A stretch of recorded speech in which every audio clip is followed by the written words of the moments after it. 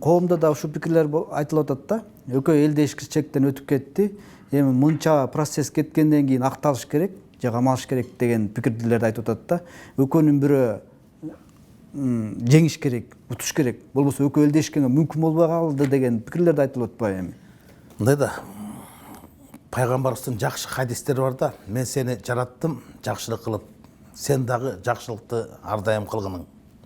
Сен ар дайым эле жарандардын бардыгына жакшылык кылганга мүмкүнчүлүгүң жок, бирок жамандык кылбаганга мүмкүнчүлүгүң ар дайым бар депчи. Биз ошол ракурстан алып караганда, ошол хадистен алып караганда биз жамандыкка барбашыбыз керек. Хан ханды кечириш керек. Биздин алыс барбай эле Кенен Сарыны, Жайыл батырдын убагындагы нерселерди, тарыхты карап көрөйүк да. Хандын көз жашын көргөн көп жашабайт дейт. Каалайбызбы, каалабайбызбы, булар экөө тең хандык тактыга отургандар. Анан булар да ар дайым мүмкүнчүлүктөр бар. Булар жеке амбицияларын аркандай албаса, эл эртең экөөнүн тең амбициясын аркандап коет. Эл аркандап коет. Эл чыдамы кетип турат. Эл мисалы ыңкылапты эмес, ынтымакты каалап турат да. Мына ошондой кыйын кырдаалга келгенде жана айтып атпайбы, ушу карыялар чыгып бир калыс сөзүн айтып, бир ушуларды жараштырып койсо болот деген сөздөрдүн бардыгы бул коомчулуктун козголуп аткан пикиринен чыгып атат. Ошолордон оталып атат. Эл бүгүн ушунун бирөөсүн камалып кеткенден эмес, ал камалып кеткенден кайта өрчүп кетет саясат. Өрчүп кетет дагы бир жак болгон жеке өрү сезимдер, бир жак болгон аябы сезимдер өрчүп кетет. Бул жакшылык алып келбейт. Мына ушунун бардыгын ушу эл аралап жүргөндөр, ушу кыракы чекистер, экс-спикерлер, мына 2-3 күн мурун эле Темир Аргенбаевич Сариев менен Адахан Кимсанбаевич Мадумаровдун экөөнүн ыңгайсыздоолордогу отуруп сүйлөгөндөрүн ушунчалык көрдүм да. Экөө тең сабырдуулукка чакырып атат. Бирөө экөө тең ошол эле кечеги президенттик шайлоого катышкан талапкерлер. Бирөө 3-чү, бирөө 4-чү орун алган. Экөө тең кече эле бирөө өлкөнүн башында, бирөө осы аткаруу билим, бирөө мыйзам чыгаруу башында турганда, экс-спикер. Мына булар деле айтып атпайбы? Алар деле жөн эле өзүнүн айтканча, алар деле ушул коомдун пикиринен таянып туруп айтып атпайбы? Ай, бул болбойт. Мындай жакшылык менен бүтсө жакшы болот эле. Мындай араздашууга барбашыбыз керек. Кандай болгон күндө дагы мындай кечиримдүү болуш керек дегендечи. Ошондой сөздөрдү айтып да. Бүгүнкү мен айтат элем, бүгүн эпчилдик кылган эмес, элчилик кылган. Анан жакшы көрүнөйүн деп тияка чуркап, бияка чуркан эмес. Бүгүн эки жактыкын эмес, калыс пикирди айтышыбыз керек. Мен ошол калыс пикирди карманып, ошол силердин теле берүү аркылуу айтат элем да. Мамлекеттин башында турган адамдар мамлекеттин кызыкчылыгын эң жогору коюш керек. Жеке кызыкчылыктарды мындай жерге коюш керек да. Мамлекеттин башында туруп, мамлекетти башкарган адамдар мамлекеттин кызыкчылыгын коргобой, жеке амбицияларына менен ушундай барса, мына эмне утту булар?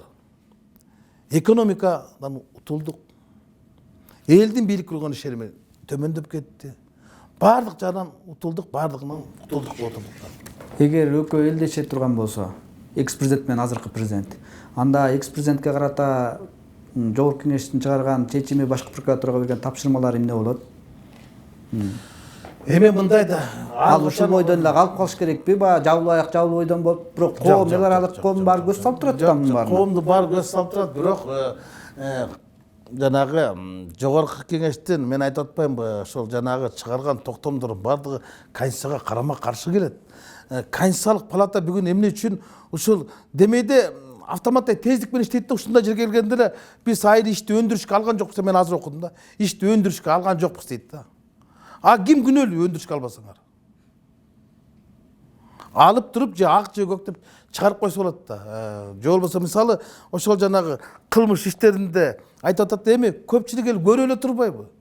Көпчүлүк эл көрүп билип турат. Мисалы мен бир нерсеге эле ишти айтайын да, жанагы Терексай жаштар деген нерсени да ошону жанагы чүмбөттөлгөн экен, аффилировано деп айтып атпайбы?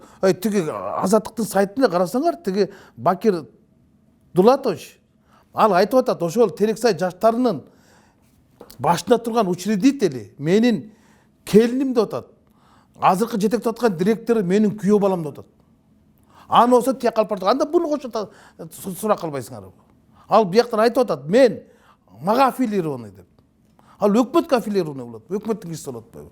Аны тияка жармаштырып атат. Эми ушундай анан кийин жанагы жер боюнча дагы, үй боюнча дагы. Эми аны деле мен элдин арасынан жүрүп эл айтып атпайбы? Эми аны Албек алып туруп анан буга сатса, анан эмне үчүн буну кайтарып атат? Эми бул чын айтканда мындай да, анан жанагы коррупция менен каршы күрөштүн көлөккө чыгып турган ушу да. Мына коррупция менен каршы күрөш деп уран менен эле келип атабыз, бирок ушунун түшүргөн, көлөккө чүргөн көп нерселер бүгүн элдин бийлик болгон ишенимин артка кайтарып атпайбы. Маселен, мына тарых музей жөнүндө эми Карабай Мир Аскариевна деген ошону кылмыш жоопкерчиликке тартып атат да. Тарыхчылардын баардыгы айтып атат, келип атат, ушул жерде сен калыс сөзүндө айтып койчу, эми ушул кыз дейт, ушу көчмөндөрдүн оюну үчүн күнү түн иштеди эле дейт. Эми ушул кышты ушу коррупцияны көрсөтүп апасынан калган 2 комнат үйүнөн башка эчтекеси жок экен дейт. Ушуну да жеди деп атат. Анан ушул менен жанагы Дамир Мусакеевке мыйзам сыпайы деген, эми бул чын айтайынбы? Бул эми жана коррупцияга каршы күрөшкө өтө бир чоң көлөккө чүргөн иш болду да. Анан эми мындай да, кандай болгон күндө дагы саясий чечим, жанагы айтышып атпайбы, аксакалдар деле мындай бир мунасага келгиле, саясий чечимге кел деп туруп токтотуп койсо болот. Бул жөн эле мындай чын айтып койгондо атайылап жасалган эле араздашуудан келип ушундай өрчүп кетти да. Демек, башкы прокуратура, укук коргоо органдары тарабынан козголуп жаткан бир катар резонанстуу иштердин баары мындай бир саясий өңүттө болуп жатат. Ушуну айткыңыз келип атабы? Демек, бишек жеби жана башка чоң иштердин баардыгы ушул саясий себептерден улам болуп жатабы сиздин оюңузча? Жок, мындай да, эми биз баардыгын эле коррупцияга каршы күрөш деген бул жакшы уран. Кайсы мамлекетке барба, кайсы гана мамлекеттин башына жаңы адам келбесин биринчи ушудан баштайт. Мен реформа жасайм дейт, мен коррупцияга каршы күрөшөм дейт. Башкалар деле күрөшүп келген. Адам мурункулардын баары күрөшүп келген. Бирок ал кандай өңүттө жүрөт? Кандай чыныгы күрөш болобу, же жасалма күрөш болобу, же жарым жартылай жасалма болобу, же атаандаштар менен, же өч алуу болобу, кеп башка формада да. Анан бул жакшы уран, бул упаяп келе турган уран. Бирок баардыгын эле ошого шылтай бербес болот. Бирок жакшы иштердин аягында, арасында мындай жамачты жана бир кары майды бир кумалак ширтет деген ушу да. Жакшы иштердин маселен канча деген бюджетке залака келтирген кылмыш иштери кылдырап 6-7 айдан бери миллиондогон долларлык шек саналган иштердин баардыгы жылбай туруп, анан 20 000, 30 000 жеп койгон адамдарды алеки затта камап салып атса, анан эмне деп айтыш керек? Эмне деп айтыш керек? Мына былтыркы жыл эмес, 1,5 жыл болду. Салык кызматынан НДСтен миллиарддаган акчалар, 800 миллион, 200 миллион сом деп чыгарылып кеткен акчалар боюнча бүгүнкү күнгө сот бүтпөйт. Андан кийин башкалган карапайым адамдар катышкан сот иштери, алар камал бүгүн түрмөлөдө отурушат. Мына ушундайга келгенде, мына ушундай иштерди көрүп турган эл деле айтып атат да, бул деген мындай жолто болгон, тоскоолдук кылган адамдар бар деп. Биз президентке да айтып атабыз. Мына онда көлөккө чыгып атат. Бул иштердин эмне үчүн этегине чыкпай атат? Эмне үчүн бул көрүнүп калды, бул көрүнбөй турат? Эмне үчүн баа бербей турат? Мына мисалы Финпол айтып атат, чет өлкөгө 700 миллион сом акча чыгарылып аптыр дейт. Финразведка айтып атат, биз чыгарылып кеткенин билгенбиз, биз бергенбиз деп атат. Эми өкмөттүн эки чоң орган Финразведка менен Финпол бири-бирине карама каршы маалыматты берип атса, эл кимге ишенет? Эл кайсы күрөшкө ишенет? Эң негизги себептин баардыгы өзүнүн өкмөттүн маалыматтан кетип атпайбы? Карапайым эл кайдан билмеген маалыматтарды? Мисалы, аларга караганда Азаттыктын журналисттери көп нерселерди алып чыгып атпайбы? Маселен, мына Ыдырыс Исаков Оштогу жанагы Жалил Атамбаевдин иши боюнча алып чыкты. Мына кече 40 миллион сом далилденди деп атат. Эмне үчүн анда укук коргоо органдары буну далилдей албай келишкен? Эмне үчүн буга чейин айтпай келишкен? Анан эл азыр мындай көбүрөөк журналисттерге ишенип калышпады. Мына ушулар иликтеп чыгып атат депчи. Өкмөттүн экономика жаатындагы иши жөнүндө айтып калдыңыз да, мынакей ушу мурдагы президент менен азыркы президенттин тирешинен экономика өлдү деп атасыз. Ошол эле мезгилде Кыргыз өкмөтү экономикада жылыштар бар, өнүгүп атабыз деп атат. Сиз буга кандай дейсиз? Эми өкмөттү менчелик эч ким сындабаган болуш керек да. Сындаган негиз бар да. Өкмөт чынына айтканда өзүнө жүктөлгөн милдеттерди так аткарган жок. Маселен 2018 жылдын бюджеттин киреше бөлүгүнө булар 6,9 миллиард акча топтой албай калды. Мындайча айтканда планды так аткарган жок. 7 миллиард сомго жакын акчаны түшүрө алган жок. Булар өздөрүнүн мындайча айтканда жогорку кеңеш тарабынан берилген милдеттенмени так аткарган жок. Андыктан булар отставкага кетиш керек болчу. Ана быйылкы жылы деле биз ара чолодо эптеп, акелеп, жакелеп, ортого салып отуруп өткөрүп алышканда, азыркы мына күндө деле 3 миллиард сомго жакын киреше бөлүгүнө акча топтолгон жок, түшкөн жок. Анан кантип мисалы өкмөттүн ишинин өзгөргөнүн сөз менен эмес, көз менен көрүш керек. Ошо мен таң калам да, өткөндө алы Азимович Карашев айтып берди, 2 миллиардтын эсебин таап бергилечи, булар акча кайда депчи. Эч ким сунча кылбайт.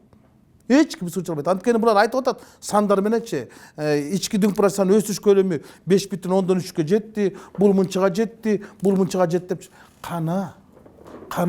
Эгер сөзгө эмес, көзгө ишене турган болсок, бизде Кыргызстандагы башталып, курулуп бүтпөй жаткан объектилерге 5 миллиарддан 7 миллиард сомго чейин акча керек. Жылдан жылга бул аткарылбайт. Мына 70% курулушу бүткөн мектеп, бала бакчалар бүтөт дегенде акча бөлүнөт деген. Азыр бардык ошол нерселерге мына мен ошол комитеттин мүчөсүмүн да 3 миллиондон 4 миллион сомдон акча берди. Бул деген эптеп иштеп тургула, дагы түшүп калса көзүндө көрөсүз дегенчи. Ошентип 6-7 жылдан бери Далгастройдон айланып келатпайбы? Мына өкмөттүн ишин ошол жергиликтүү эл ошол жеринен эле көрүп атпайбы?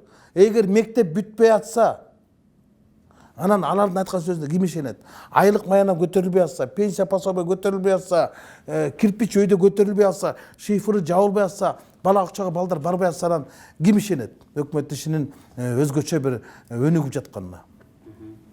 Мынакей өкмөттүн ишин өкмөттүн айрым бир мүчөлөрү дагы артка тартып жатат да. Мисалы үчүн билим берүү министри Гүлмира Кудайбердиеванын ишине аябай нааразычылыктар, агандай пикирлер көп. Буга чейин окуу куралдарында, бүтүрүү орто билим боюнча бүтүрүү аттестаттарында ар кандай олчойгон мындай одоно каталар кетип атат. Мынакей буга чейин ошол аттестаттарда тамгалар, техникалык каталар болуп тамгалар түшүп калса, бүтүндөй сөздөрдөн каталар кетип атат да. Анан кийин ушундай каталардан кийин, ушундай алешемдиктерден кийин ишиндеги билим берүү министри Гүлмира Кудайбердиева ишинен өз каалоосу мененби же өкмөт башынын буйругу менен кетиши керек беле? Эмнеге кетпей жатат? Эмнеге өкмөт башы билим берүү министри Гүлмира Кудайбердиеваны мындай кандай бир чара көрбөй ага кармап отурат да? Мен өкмөт башчы чын айтайынбы? Өкмөт башчы чече албайт ал маселени. Өкмөт башы чече албайт. Өкмөт башы мен билгенден билим берүү министрин кой, билим берүү бөлүмүнүн башчысына чече албай койду. Мен аралашкан жагдай, бир райондун билим берүү башкармасынын бөлүм башкармасында ошол аппарат президентке чейин аралашып кетет. Төрагага чейин аралашып кеткен жагдайлар бар. Анан ал билим берүү министринен туура мындай чоң саммитте орчойгон катаны кетирип койгон үчүн деле моральдык жоопкерчилик деп, бирок анын иши боюнчабы, башка иши боюнча алып калып жатканын мен деле түшүнбөйм. Бир топ депутаттардын талабы бир гана билим берүү министри эмес, салмак сактоо министринин президентибиз өзү изеккен. Сиз мен койгон эмелерди аткара албай атасыз депчи. Бирок бир жылдан бери кармалып келатпайбы? Мына ушунун бардыгы өкмөт башчынын өзүнүн ишмердигине көлөккө түшүрүп атпайбы? Элдин бардыгы билет, алар экөө үй бүлөлүк катташы бар экенин. Анан аны кармап турганы эл дагы ушунчалык жана позициясын кармап тур да. Ушу кантип болсун деп атат да. Машина алды. Мурун Замир Айдаров деген транспорт министринин кайсы бир фирманын машинесин жөн эле ижарага алып минип койгону үчүн кетирип жибердик, жоопкерчилик каралсын деп. Бул болсо килейген акчага машина алып, анан кийин дагы отурат да. Ишинде деле көрсөтө турган бир эч нерсе жок да. Саламат сактоо министринин президентибиздин өзүнө сынмага болду. Жогорку кеңештин комитеттин чечимдери чыкса дагы ошо комитет конституциялык орган, ошо чечимдерди аткарбай кармап отурбайбы? Анан азыр коомчулукта бир эле өкмөткө эмес, жогорку кеңешке карата да сын пикир күч да. Керек болсо азыркы учурдагы саясий кырдаалдын курутушуна жогорку кеңешти күнөөлөгөндөр армын. Жогорку кеңеш тарасын, саясий ресурсу түгөндү деген пикирлер бар да. Ушу жогорку кеңештин тарашына кандайдыр бир себептер, жүйөлөрү негиздүү деп эсептейсизби? ошо учур келдиби жогорку кеңеш тарабынан же мөөнөтүнөн ары чейин иштеш керек деп эсептейсизби? Эми мен парламенттин ичиндеги адамга айтыш кыйын да. Сырттагы адамдар сыпаттаса сыпаттама берсе оңой. Бирок бүгүнкү күндө элдин талабы ушул парламент тарасын деген талаптардын чыгып кеткенине мен негиз бар деп эсептеймин. Мен ошол элдин талабына аргасыз ортоктош болууга мажбурмун. Анткени каалайбызбы, каалабайбызбы, биздин азыркы кездеги 6-чакырыштагы парламенттин ары алсыз, ары акылсыз кадамдары ошо калып барды. Биздин чыгарган токтомдор, биздин же болбосо принциптердин жоктугу, биздин күн кармалык саясатыбыз мындай этекте, жетекте жүрүп калганыбыз ошол нерселерге алып келди. Буну мен эмес, ошол мурунку легендарлуу парламенттин депутаттары, мурдагы чакырыштын депутаттарын баардыгы айтып атат. Эми мен кайсы жерге барбайын, эл менен көп жолугушам да, ошол жерлерде деле сын пикирлер аябай оор, күчтүү. Эми каалайбызбы, каалабайбызбы, бул ошол эл шайлаган парламент. Жакшы өтүп атабызбы, бизге тарых басым берет. Биз өзүбүз баа бере албайбыз, бирок бизге эл баасын берип койду. Анан эми азыр шайлоого 1 жыл калганда, парламентти таркатып жибергенге мен негиз деле көрбөй турам. Эми 1 жылдан кийин шайлоо боло турган болсо, анткени азыр бизде жаңы шайлоо кодекси, жаңы шайлоонун эрежеси, жаңы шайлоонун маданияты кабыл алынып элек да. Мына азыр күзүндө кабыл алгандан кийин анан эл тарабынан парламентке болгон ишенимдер мындан ары кайта артка кетпей алдыга кете турган болсо, анда эртерээк шайлоого барганыбыз турган. Мен шайлоого канчалык, анткени эртерээк өлүмдөн башканын баарын эртеси жакшы дегендей, реформалообу же бир жаңылануу болобу баарын эртеси жакшы. Мынакей Алмастын суроосун улайда, ушу парламентке карата коомчулук тарабынан мындай сындар көп айтылып келет. Алардын арасында мурдагы президентибиз дагы ушул парламентте, жалпы парламентте эмне деп аттаганын билебиз. Ага жооп кылып сиздин кесиптешиңиз депутат Кожобек Рыспаев биз андай эмеспиз, биз саясий элитабыз деп чыкты да. Сиз ошо мурдагы президенттин андай антип айтканына кандай жооп берет элеңиз? Деги эле анан сиз өзүңүздү саясий элита сезесизби? Эми мен айтып коем, мен өзүмдүн элита эмес, элитанын катарында көрө албайм. Мен элита деген бул эмне? Элита деген сөз бул эң тазасы, эң сапаттуу. Мисалы, элитный сорт деп коет да. Алманын дагы эң даамдуусун, эң сосын элитный сорт деп коет.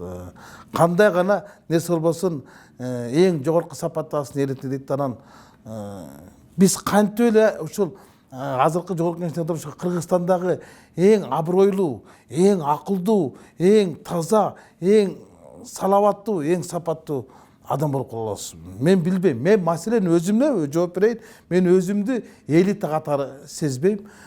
Мен өзүмдү сулуу адам катарында сезбейм. Башкаларга мындай сенин ырайың мага жакпайт дегендей. Мен билем,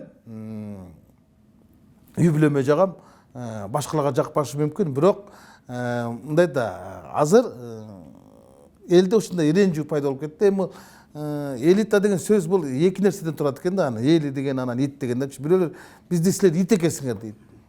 Бирөө айтат экен биз силер элитабыз деп. Эми эл баасын берсинчи, тарых баасын берсин, бирок мындай этияттык берген сүйрөп алган сөздөр чынды айтканда ошо парламенттин аброюна мындай жакшы эмес көбү жабып калды да.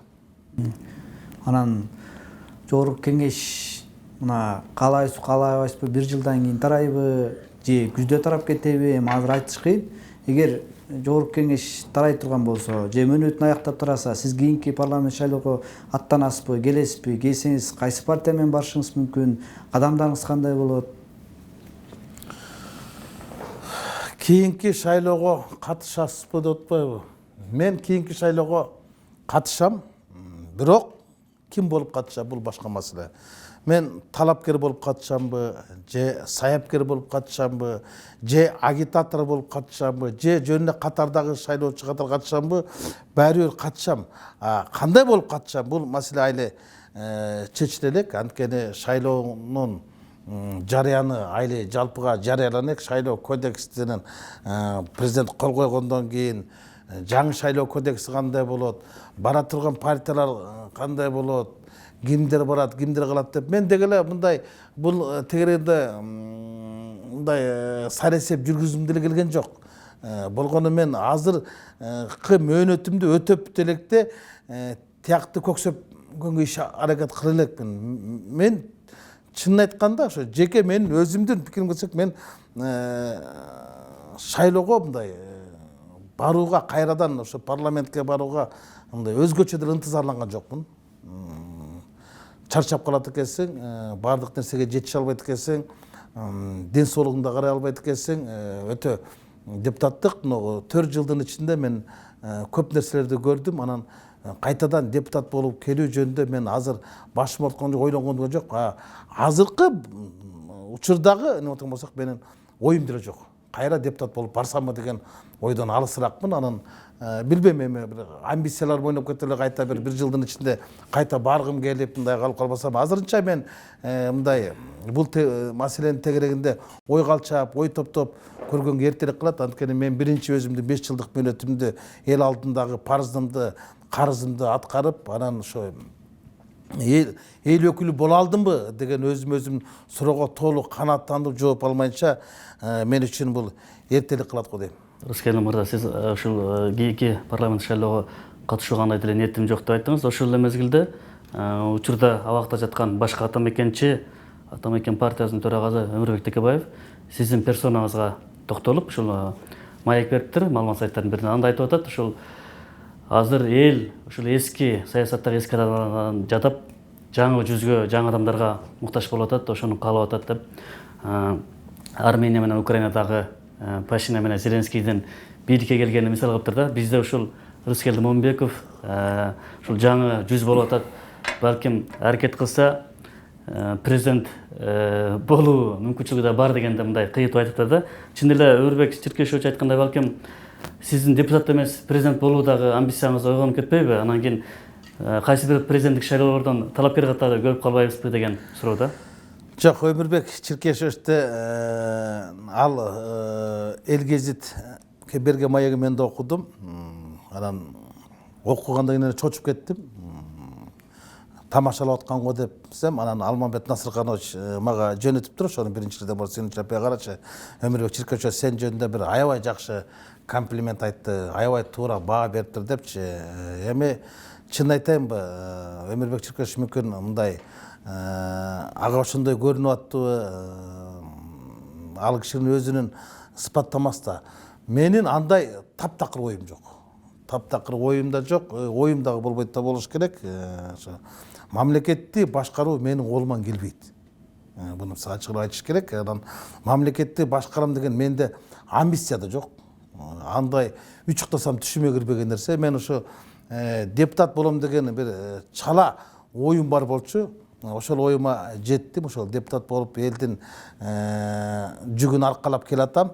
Канчалык аркалап келатам, ошону эл берет батасын. Ошол жумушту аркалаганыма эле сүйүнүп, ошого кайнет кылам, Кудайга тоого келтирем. Ошол жумушту аркалатканыңа, ошол оор жүктү көтөргөнгө, ошону мен дагы ошол кандайдыр бир ушу мамлекеттин өнүгүшүнө, экономиканын өсүшүнө ошол өзүмдүн кыймыл аракети менен бир кандайдыр бир кыпындай дагы салым кошкон болсом, мен анда ошол бактылуу адам катары өзүмдү сезем, жана өзүмдүн эл алдындагы, тарых алдындагы парызымды, карызымды аткардым деп ойлойт элем да. Анан эми Өмүрбек Чиркешевичке мен рахмат айтам, ошондой мени сүйүндүрүп койгону. Эми ал дасыккан саясатчы, ал менен пикир талаш кыйын. Рыскелди Чынокеч, ушу сөзүңүзгө улай айтсак, сиз айтып атпайсызбы, оюм жок, президентке коюу деген оюм жок, мамлекетти башкарайын дегенде азырынча мен ойлонбоп турмун дегенде ойду айтып атасыз да. Ушул эле ойду азыркы президентибиз да айтканда, ошо премьер-министр болгондо айтты, президент болгондо деле мен президент болом деген же премьер болом деген оюмда жок эле деген пикирди айтты. Балким ушундай ситуация жаралып калса ойлонуп көрөт белеңиз? Жок, кайда, мен эми ал деңгээлге жетиш, андай нерселерге кеч, чын айтканда мен түшүмө кирбеген, же болбосо андай пландар менде жок. Андай аракет, же болбосо мындай бир эми жүрөктүн түпкүрүндө деле бир кандайдыр сезимдер болуш керек да. Менде андай сезимдер азырынча ойгон элек. Жок дагы ойгонбойт да болуш керек да. Анткени мен сезим адамды башкарат. Мен аны башкара албайм дечи, бирок менде андай нерсе түптөр элек, андай ой калчадан, ой толгодон мен азырынча оолакмын. Анан бул мен үчүн бир чын айтканда бир күтүлбөгөн, ушундай кээ бир жерлерде ушул жанагы мен Instagram баракчаларыма жазып атпайбы, сизди ошо тиги мамлекет башына барсаңыз болот. Эми бул менин баягы ошо кыйын кырдаалда бир калыстык айткан сөздөрүм ошо карапайым элге угумдуу, жугумдуу болуп калгандан ушул калктын таламын ушул гана талаша алат, калктын каранына ушул каран боло алат, ушул калыстык сөзүн айта алат, ушул баягы өкмөттү өпкөсүн үзүп иштете алат деп ишенимдер пайда болуп калат. Мен аны эл аралап жүрүп угуп атам да. Бир топ акын жазуучулар деле келип айтышат, ой сен мына Өмүрбек Чиркештер айтып атпайбы, кадимки жамакчы депутаттан теги чоң бир мамлекеттин башына жете тургандай бир чоң саясатчыга мындай дымак берип калды депчи. Мен өзүмө өзүм баа бере албайм. Мага эл баасын берип, сыртыма баа берип келатат, бирок мен де мындай жылдыз оорусу жок. Мен өзүмдүн дараметимди, анан өзүмдүн аракетимди билем, дараметимди эл айтсын. Мисалы, ар намыс дегенди көптөр ар кандай баалашып келет да, ар деген бул сырткы сыпаттама, намыс деген бул ички сыпаттама да. Мен намысымды билем, арымды сырттагылар сыпаттама берсин. Мына депутат болуп шайланып келгенден бери баягы депутат катары өзүңүздүн туруктуу бекем ордуңузду таап алдыңыз да. Өзүңүздүн көптөгөн колдоочуларыңызды, көрөрмандарыңызды социалдык тармактарда болсо баягы сиздин видеолоруңуз көрүлүүсү жагынан рейтингде эң жогору алдыга ат салдырбай жатасыз да. Анан ушу элдин коомчулуктун назарына аябай илиндиңиз. Анан ушу сизде баягы айтышат го, бат көтөрүлгөн, бат түшөт депчи, ушул кайра бат түшүп калбаймбы деген, мындай бир элдин назарынан калып калбаймбы деген бир коркунуч, бир ушундай чочулуу болбойбу? Мен өзүм деле ошону карап келем. Анткени баягы өтө кызыл бат өңөт деп коет, же болбосо бат көтөрүлгөн, бат түшөт деп коет да. Мен бат көтөрүлдүмбү, кеч көтөрүлдүмбү? Кээде ошо окуп атып мен өзүм деле таң калам да. Ошо менин жанагы рейтингтерим, же болбосо менин ар бир сүйлөгөн сөзүмдү хит кылып алып, анан ошо YouTube каналдарда, башка баракчалардан көргөн көпчүлүктөрдүн анан жазылган комменттердин бунун баардыгы жөнүндө мындай атайылап жазылган, атайылап көбөйтүлгөнбү деп кээдерин текшерип көрөсүң, кээрлерине ишенип көрөсүң дегенде, анан кээде ошо ар намысыңа шек келтирген сөздөрдү жазат, орой сөздөрдү жазат. Анан окуп алып туруп бир топ ооруп да каласың андай нерселердечи. Анан кээ бирөөлөр келжирек сөздөр жазат да, сиз мына бир 2 жылдын ар жак бер жагында пайда боло калдыңыз, мурун кайда жүрдүңүздөр депчи. Эми ушуларды баардыгын мен билем да, булардын баардыгы жанагы жалданган троллдор да. Кайсы бир саясатчынын тегерене топтолушулардан ошолор команда берип койсо, буну жамандап карагыла десе отуруп алып жазып берет да. Анан алардын таптакыр саясаттан өздөрүнүн түшүнүгү жок да. Маселен, мени жамандап атпайбы, кээ бирлер жазып атпайбы, сиз 2-3 жылдын ичинде пайда болдуңуз, мурун каякта элеңиз депчи. Мен сурайт элем да, ошол троллдордончу. Мен саясатта жүргөндө ошол мени жамандап аткан, жазып аткан жана жаш жигиттердин бирөөсү энесинин боюнда болсо, бирөөсү атасынын оюнда болсо керек да. Мен 2000-жылдары Феликс Шаршамбаевдин ишенимдүү адамдар болуп Кара Бурадагы калыссыз өткөн шайлоолордон ушул Бишкек шаарына келип, ошол кезде кардуу бийликтин кардуу суукка карабай ачкачылык акцияларына жатып, андан кийинки 2002-жылдардагы, 2005-жылда революциядагы Талас областтык администрациясын басып алгандагы иш аракеттердин баардыгын өткөндө Эдил Байсалов айтып атпайбы, Рыскелди Чинович, мен ошо сиздин 2005-жылы аябай корктум эле дейт. Ошондо сиз Таластын обл администрациясын басып алып, жалгыз эле ошол отурганда ошондой Төлөкан Исмаилов, Байсаловдор келип кетишкен да. Мен аларды эсимен чыгарып коюп турмун.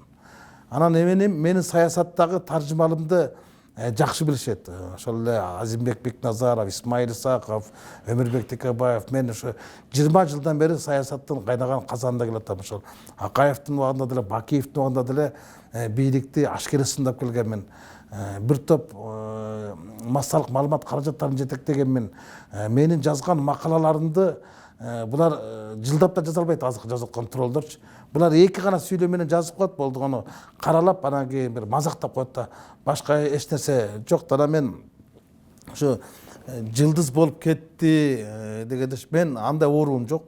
Мен кыргыз болуп ооруп келгем, кыргыз болуп ооруй берем.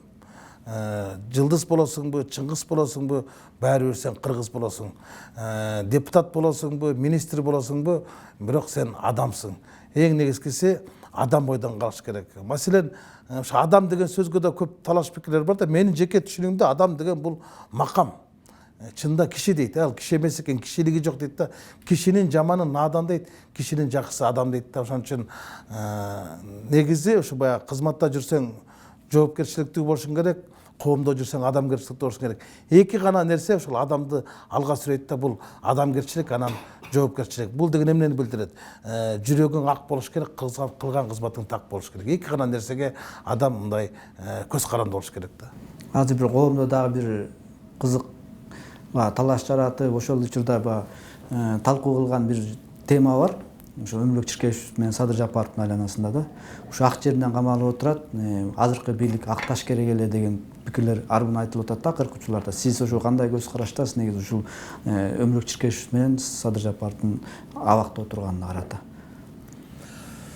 Эми Өмүрбек Чиркешевдики боюнча мен бир эмес 2-3 жолу айткам.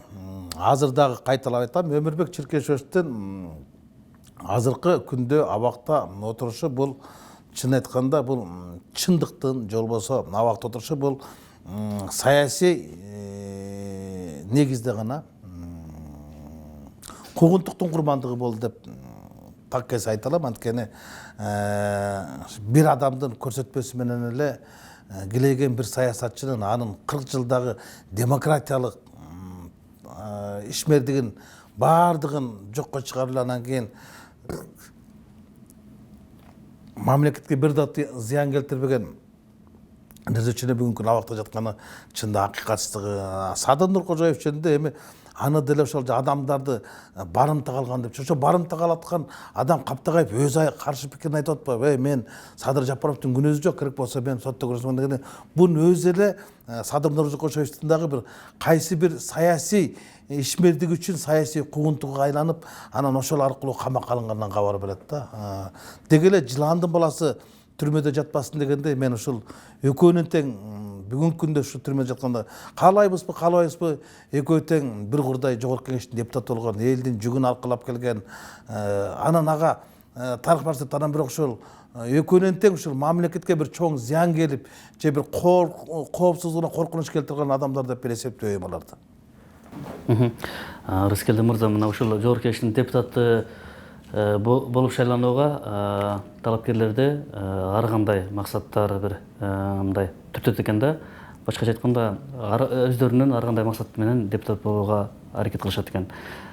Сиз ушул депутат болуп, жогорку кеңештин депутаты болуп, эмне таптыңыз, эмнеге жетиштиңиз? Ушу жөнүндө айтсаңыз.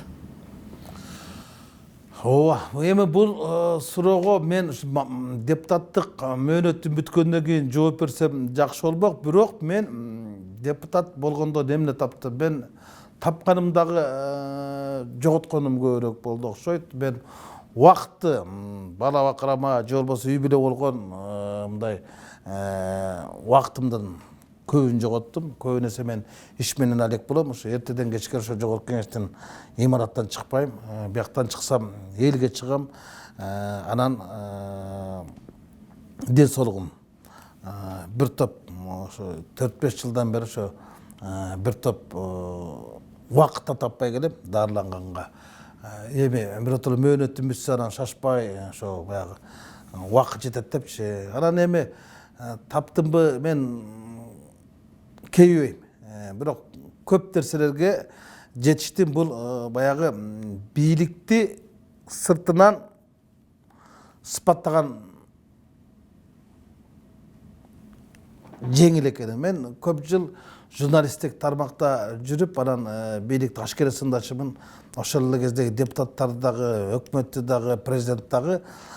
Бирок ичине киргенден кийин деле мен баягы көнө албадым. Башында азыр деле СДПК менин мүчө болгон фракциясы көпчүлүк коалицияда болгондон кийин көпчүлүк коалиция бул көпчүлүккө баш ийип, мен өкмөттү же болбосо жогорку кеңешти же болбосо өлкө башчысына сын айтпашым керек да. Мындайча айтканда этика деген бар экен да. Мен ушул этикага батпай койдум. Анан бирок көңүлүмдө көп нерселерди мындай айтканга көп адамдардан алкыш алдым, көп адамдардын батасын алдым. Ошо эл аралап жүрөм, ошо көп эле жерлерге бардым. Кыргызстандын ар бир аймагында, районунда, айылында болсом деген тилек бар болчу, бирок алардын баары ишке ашкан жок.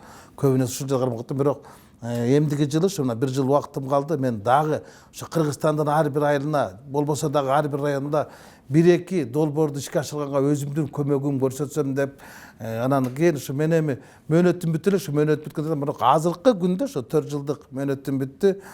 Мен өзүмдүн ишмердигиме, депутат болгон ишин ошо кадырымдын же болбосо урматымдын канчалык деңгээлде калыңдап же узарып кеткенине калк өзү баасын берсин. Мен өзүмдүн ишиме өзүм баа бере турган болсом, мен толугу менен канааттанып келем.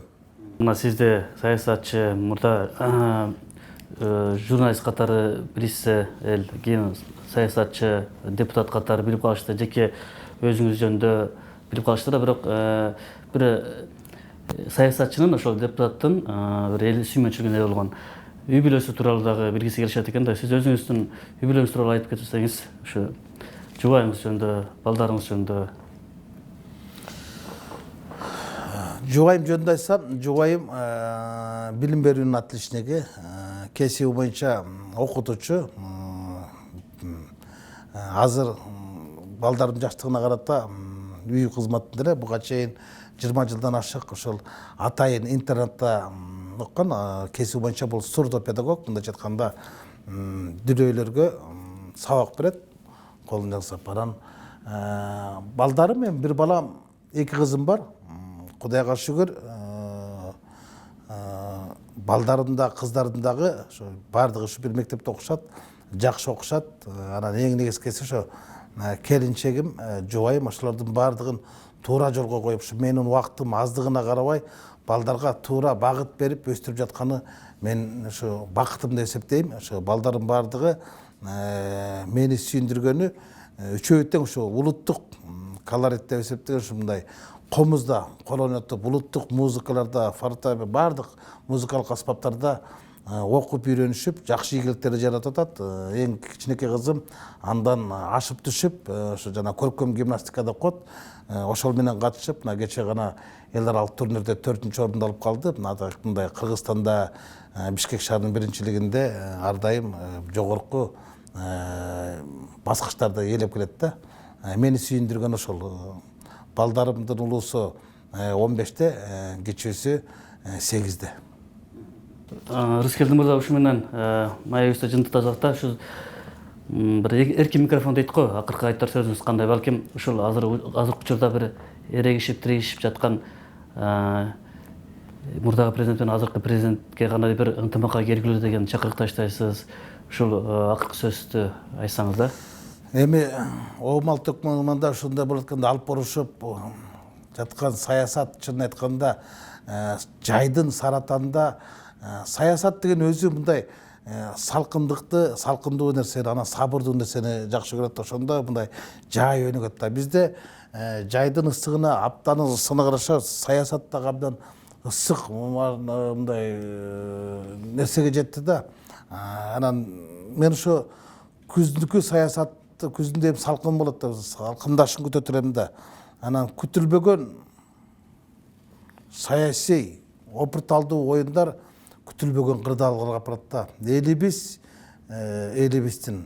3-чү ыңкылапты көтөрө албайт. Бул өтө коркунуч. Мени кооптондурган дагы, коркуткан дагы ушул нерсе да. Ушудан корком мен. Көбүнесе ушул бир от чыгып кетип, эл арасында бир оңой эле от чыгарып коюш. Мына ошогодон өтө этияттык болсок депчи, анан ушул эң ириде ушул эки президенттин, эл башта турган адамдардын эркине мен дагы да осы ишенип атам да. Ошо мен элчилик кылып келдим. Эпчилдик да кылып келдим. Ушул эки президенттин ортосунда мен аябай эле чайналып бүттүм. Бирок бүгүнкү күнгө чейин ишенип атам да. Кандайдыр бир баары бир мунасага келет го депчи, баары бир ушу мамлекеттин, ушу Манас ата өсүп өткөн мамлекеттин мамлекет деген макамыбыз ушул бойдон калат го. Биз өзүп өнүп өрчүбүз го.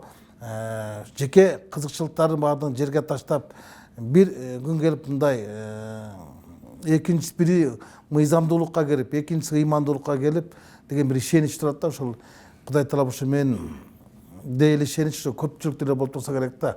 Ошо элибиздин жакасы тынч болсо, жерибизде береке болсо, элибизде ынтымак болсо деген эле тилек менен мен аяктагым келет да. Ошол күзгү саясат мындай күтүлбөгөн оюндарга эмес, кызыктуу оюндарга, мына көчмөндөрдүн оюну өтөт. Мындан кийинки Кыргыздын жана кыргыз жолу өзүнүн көчүн айткандай чыныгы көчүн алыш керек. Рыскелди мырза, атайын убакыт таап биздин суроолорубузга жооп бергениңиз үчүн рахмат. Сиздин айтканыңызга биз дагы кошулабыз. Ылайым эле өлкөбүздө тынччылык, элибизде биримдик болсун, жаман нерселер болбосун, жалаң жакшылыктар болсун. Урматтуу YouTube каналынын көрүүчүлөрү, бүгүн биз кесиптешим Алмаз Темирбек уулу экөөбүз Жогорку Кеңештин СДПК фракциясынын депутаты Рыскелди Момбеков менен маектештик. Аман туруңуздар.